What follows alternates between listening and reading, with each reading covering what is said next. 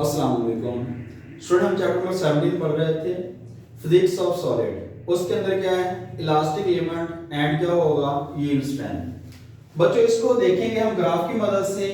सबसे पहले x Y chart recorder लेंगे। आप डिवाइस का नेम है बच्चे एक्स वाई चार्ट रिकॉर्डर। इसके ऊपर हम क्या करेंगे, वाई एक्सिस पर हम स्ट्रेस अप्लाई करेंगे, इसको सिग्मा से डिनोट कर देना है, और एक्स एक्सिस पे क्या अप्लाई करना है आप लोगों ने, स्ट्रेन होगी जो इस स्ट्रेस की वजह से प्रोड्यूस होगी वो लेनी है आपने सिग्मा।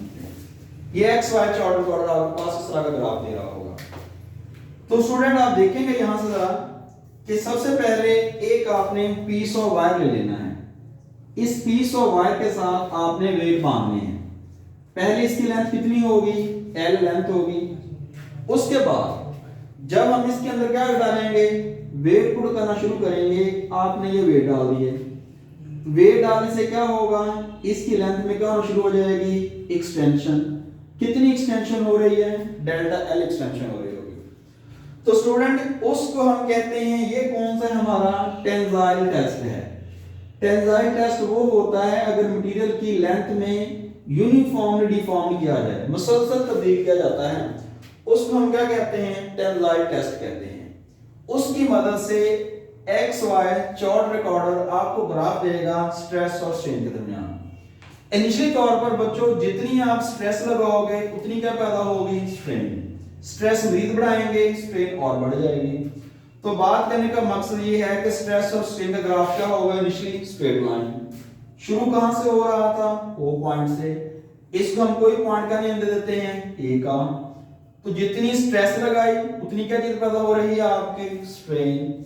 इस पॉइंट को बेटे आप कह दोगे प्रोपोर्शनल लिमिट। उसके बाद मजीद स्ट्रेस अप्लाई करेंगे बच्चे, स्ट्रेस बढ़ा देंगे, लेकिन स्ट्रेन स्ट्रेस से ज्यादा बढ़ जाती है। तो इस पॉइंट पे प्रोपोर्शनलिटी मटेरियल क्या कर देता है, लूज कर देता है।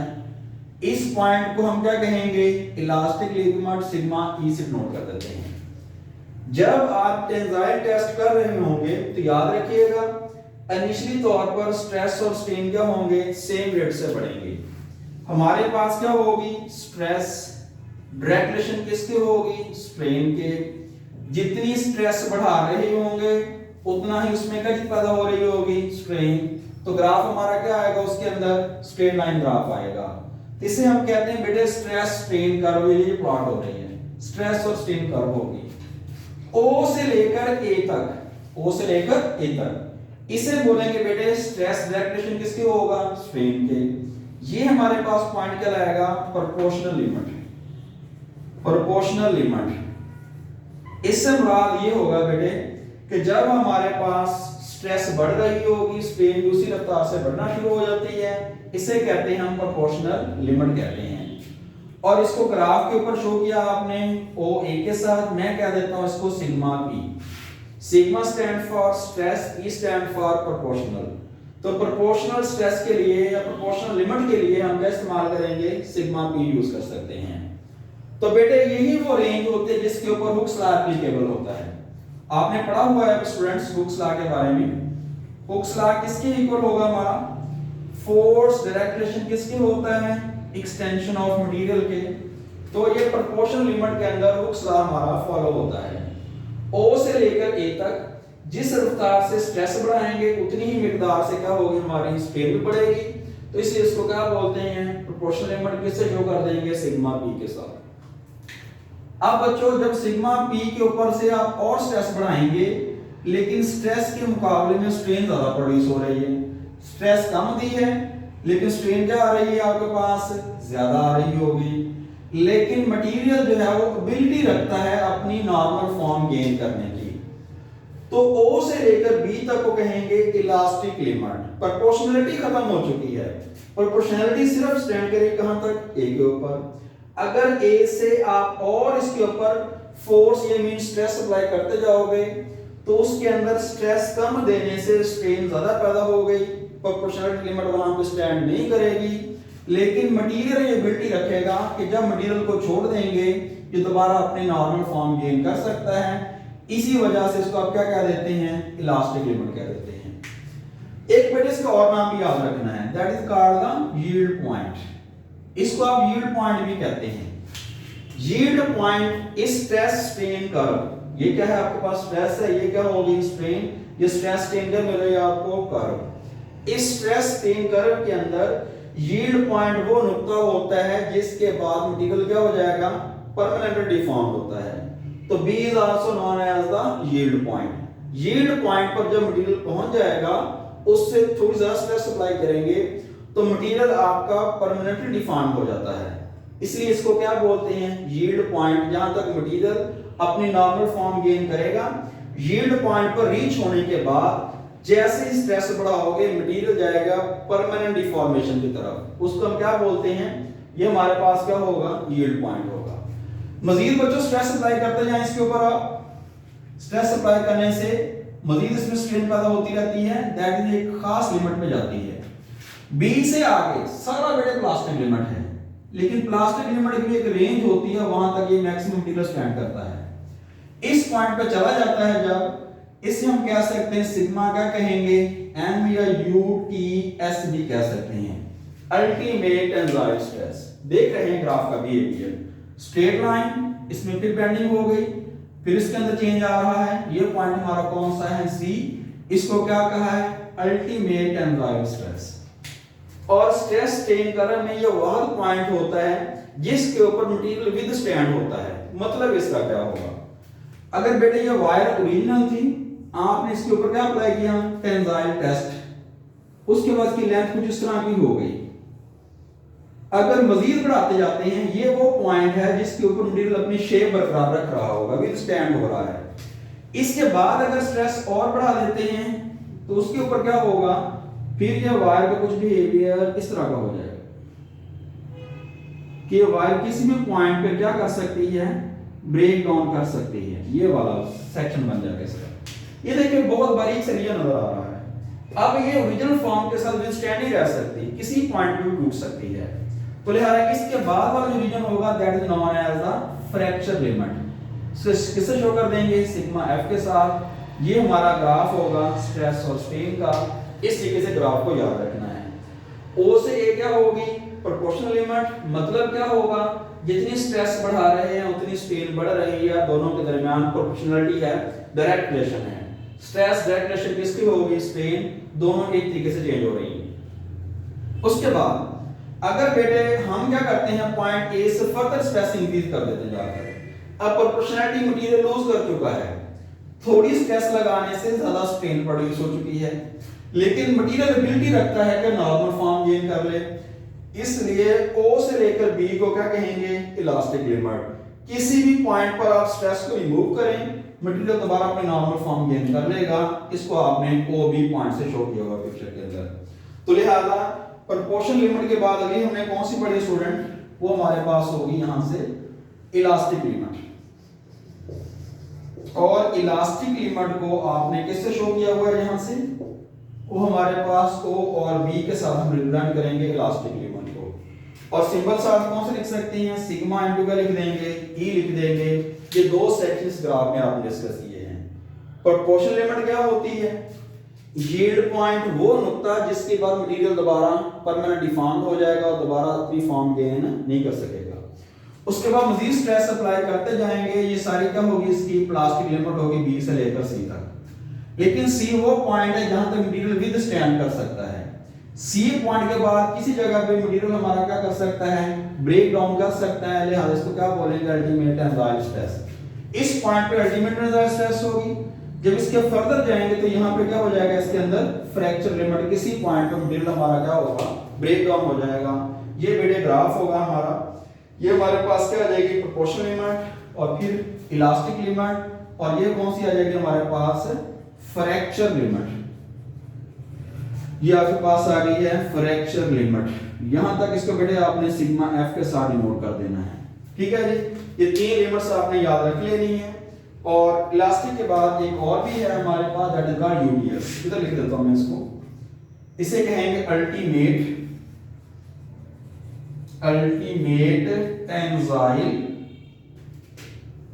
Tensile stress. इसको बेटे यूटीएस से भी रिप्रेजेंट कर सकते हैं।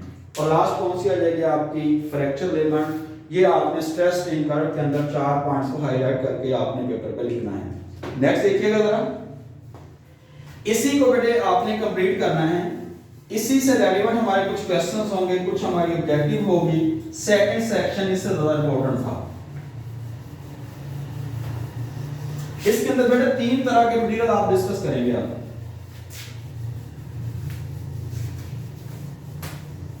ये तो सिंपली था हमारे पास। अब हम मटेरियल की क्लासिफिकेशन 3 हिस्सों में कर सकते हैं। पहला सेक्शन हमारा कौन सा होगा बच्चों? उसके अंदर कहेंगे डक्टाइल सब्सटेंसेस। Ductile substances.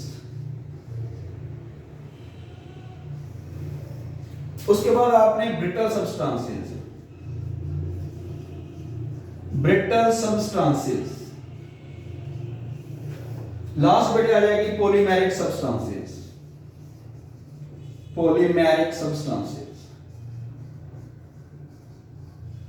ये 3 सब्सटेंसेस हम डिस्कस करते हैं स्ट्रेस स्ट्रेन कर्व बिहेवियर के लिहाज से।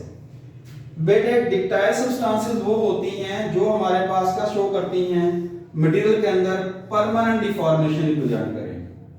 The substances which undergoes the plastic deformation. The material, the substances which show the plastic deformation are known as ductile substances.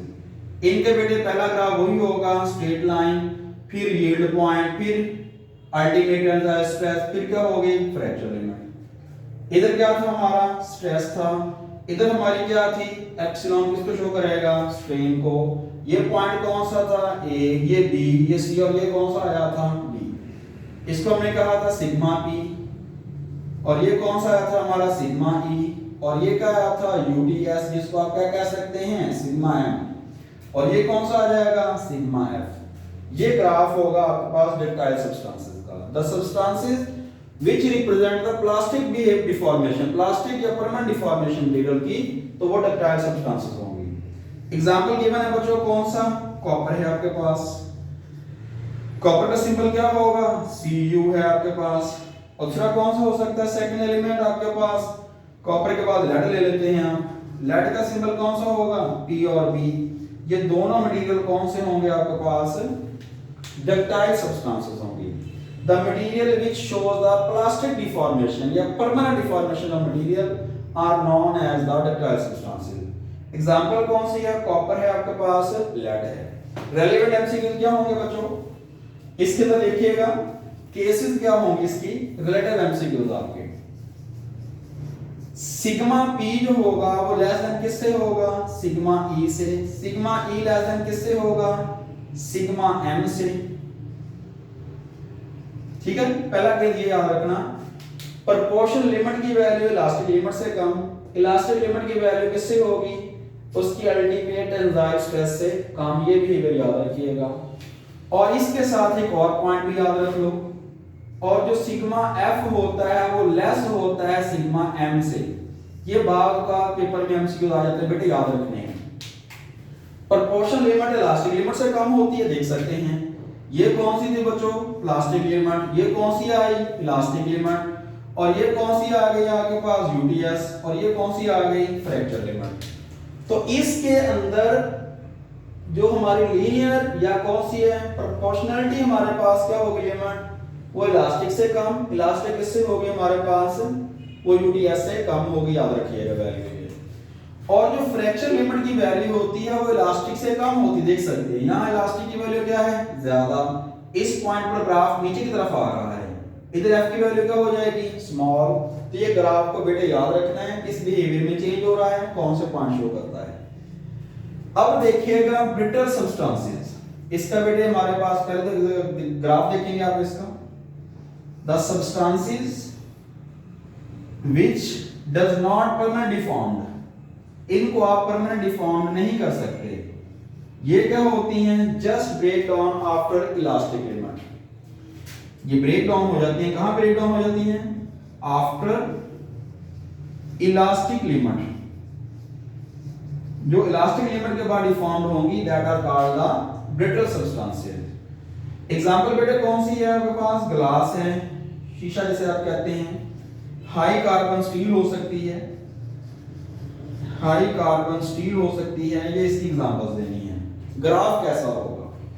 Graph के अंदर बच्चों देखिएगा पहले स्ट्रेट प्रोपोर्शनैलिटी आएगी लिमिट, उसके बाद कौन सी आ जाएगी? इलास्टिक। सिर्फ दो ही आनी है इसके अंदर, एक प्रोपोर्शनैलिटी, दूसरी कौन सी आ जाएगी बच्चों? इलास्टिक। ये ग्राफ इतना की ड्रॉ करेंगे आप। इसके बाद ये ग्राफ क्या कर जाएगा? ब्रेक डाउन हो जाता है। ये ग्राफ किसका होगा? ब्रिटल सब्सटेंसेस का। इसके रेलेवेंट एमसीक्यू क्या होंगे? सिग्मा पी लेस देन किससे होगा? सिग्मा ई से।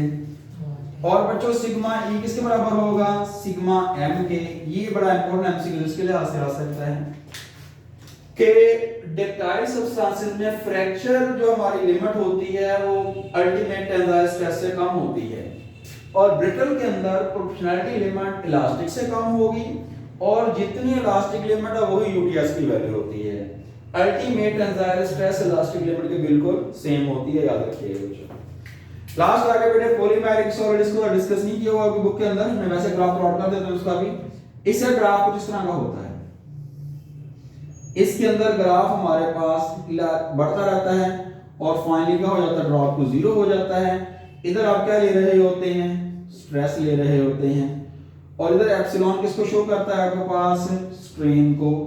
ये इरेगुलर सा ग्राफ बनता है इस तरह का, ये कर्वेचर शेप होगी इसकी पॉलीमेरिक का। इसकी एग्जांपल कौन सी देनी है आपके पास? प्लास्टिक है, तो ये हमारे पास क्या होगी? इसकी फर्दर एग्जांपल। तो स्टूडेंट याद रखिएगा बोर्ड के लिहाज से लॉन्ग क्वेश्चन बहुत इंपॉर्टेंट तरीन है। पहले आपने उसकी थोड़ी सी एक्सप्लेनेशन लिखनी है, उसके बाद 4 पॉइंट डिस्कस करने हैं। प्लास्टिक लिमिट कौन सी होगी, उसके बाद यील्ड पॉइंट क्या होगा, इलास्टिक लिमिट किसको कहते हैं, प्लास्टिक लिमिट कौन सी होती है, अल्टीमेट टेंसाइल स्ट्रेस से क्या मुराद है, और फ्रिक्शन लिमिट किस तरह से अप्रोच करती है। उनके बाद फिर आपने उनके अंदर डिफरेंस क्रिएट करना है कि डक्टाइल सब्सटेंसेस कौन सी होती हैं, कि वो मटेरियल जो प्लास्टिक या परमानेंट डिफॉर्मेशन को रिप्रेजेंट करेंगे, that are known as ductile substances. Brittle जो होती हैं ये ऐसी वायर्स होती हैं, ऐसे मटेरियल होते हैं, या ऐसा सब्सटेंसेस होती हैं जो इलास्टिक लिमिट के बाद ब्रेक डाउन होती हैं। डक्टाइल के अंदर प्रॉपर स्ट्रेस स्ट्रेन ग्राफ बन रही होती है, लेकिन ब्रिटल के अंदर ऐसा नहीं होता। प्रोपोर्शनल के बाद इलास्टिक, उसके बाद मटेरियल हमारा डिफॉर्म्ड हो गया। और पॉलीमेरिक ग्राफ आपके सामने है। अल्लाह हाफिज, नेक्स्ट लेक्चर में देखेंगे। अल्लाह हाफिज।